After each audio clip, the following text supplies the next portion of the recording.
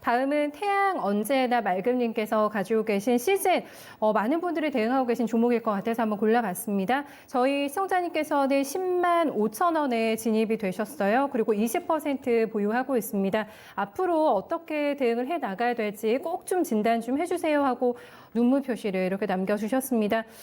참 시즌 가격대 굉장히 다양하게들 들고 계신 것 같은데 오늘까지 나흘째 음봉입니다. 이게 매도 세력이 굉장히 큰 것 같고 공매도도 많고 해가지고 들고 계시는 심정이 얼마나 불안하실까. 아까 진단 키트 약간 끝물리기 해주셔가지고. 저희는 다 네. 찰신하고 나왔죠. 아 그래요? 네. 지금 진단 키트 관련된 업체는 뭐 시즌도 실전에서 거래했던 종목이고, 네. 이 종목하고 이제 랩지노믹스, EDGC, 뭐 오상자에 이렇게 있잖아요. 시젠은 유럽 쪽 확진자가 늘어나야 돼요. 시젠 이 기업은 모멘텀 주가 밸류가 상향되려면 네. 이제 바이오 제약 헬스케어 쪽 관련된 거는 이제 우리나라 정부 쪽에서 적극적인 좀 지원을 좀 하지 않습니까? 그러니까 뭐 모멘텀이 확 사라지지는 않는데 이제 주가가 3만 원짜리가 14만 원 4배가 됐잖아요. 그죠? 한 달 사이에. 이런 게 중요한 겁니다. 한 달 사이에 3배, 4배가 되면 아무리 좋아도 단기간 내에 기업이 갑자기 3배 뻥튀기 할 수는 없잖아요. 갑자기 건물이 3개 생길 수는 없지 않습니까? 그럼 뭐가 들어온 거냐면은 약간 눈먼 돈들이 들어온 거거든요. 테마 자금이 들어온 거란 말이에요. 개인 투자자분들이 굉장히 많이 매매하시는 종목이죠. 그렇죠. 그러니까 그런 네. 게 기준이 있는 게 되게 중요한 겁니다. 네. 그러면 그런 테마 자금이 왔다고 해서 꼭 죽지는 않아요. 근데 그런 테마 자금이 들어오면 이게 상방으로 더 가려면 그 사람들 기대치가 꺾이면 안 되는 거예요.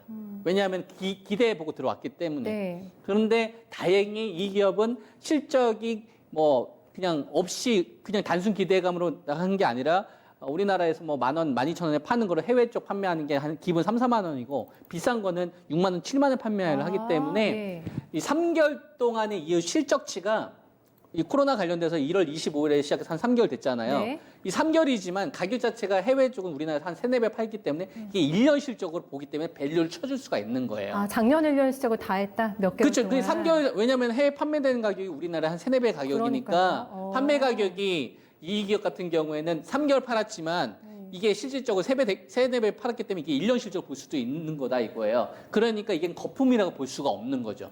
다만 적정치 아까 말씀드렸던 그런 기대치가 붙어서 오버됐던 거예요.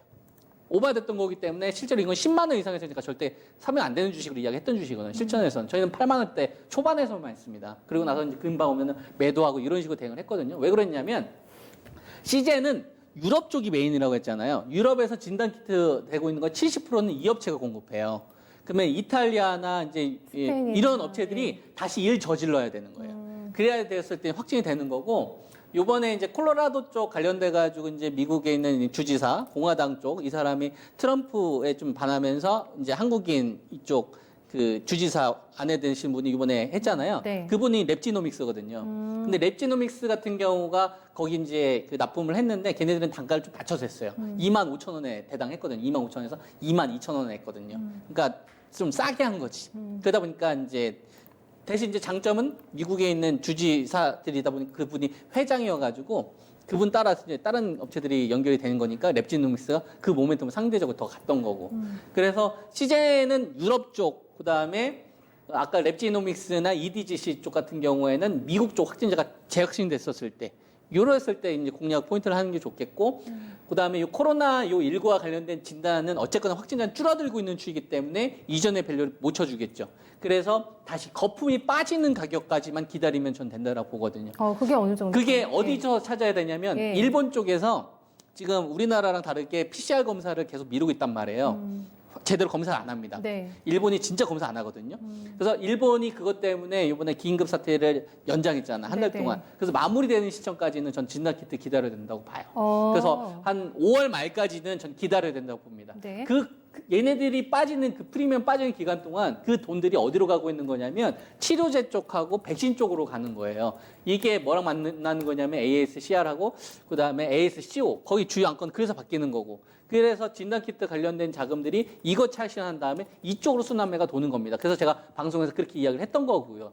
mRNA 관련된 부분도 이야기했었고 리보핵산 그다음에 유전자 DNA 그래서 이제 이노비와 관련된 이야기도 많이 해드렸었고 뭐 CEPR 이야기 많이 해드렸었잖아요. 이게 이제 이번에 NK 세포하고 중앙항체 쪽으로 넘어가는 거고, 그래서 CN은 5월 말까지 좀 기다려 보셔라. 타이밍 잡는 거를. 네. 그때까지 좀 관망하셨다가. 그 전에 뭐 실적도 즈음해서 나올 것 같은데요. 실적은 당연히 좋게 나와야 됩니다. 네네. 그러니까 실적 좋아서 와, 그게 아니라 당연히 좋게 그거 때문에 4배 올라간 거니까. 그래서 타협이 되는 가격이 저는 만들어져야 된다고 봐요. 그래서 네. 5월 말까지는 화끈한 시세보다는 그냥 밑에서 버텨주는 가격을 찾는 게 좀 중요하다. 그 이후에 반등을 노리시는 게 좋겠다. 이렇게 이야기를 해드리겠습니다. 네, 눈물의 손절을 굳이 지금 현재 감행할 필요는 없다라는 게 핵심적인 어떤 전략의 포인트가 될 것 같고요. 조금 더 힘내보실까요? 네, 이달 말까지는 한번 홀딩하시면서 조금 더 좋은 가격에 팔 수 있는 기회 잡아보셨으면 좋겠습니다. 오늘 저희 태양은 언제나 맑음님의 종목, 오늘 마지막 종목으로 봐드릴게요. 매수문이나 또 종목에 대한 고민 내일장에 저희가 기회 넘길 테니까요. 오늘 못 받으신 분들은 또 내일 기다려 주시면 좋겠어요.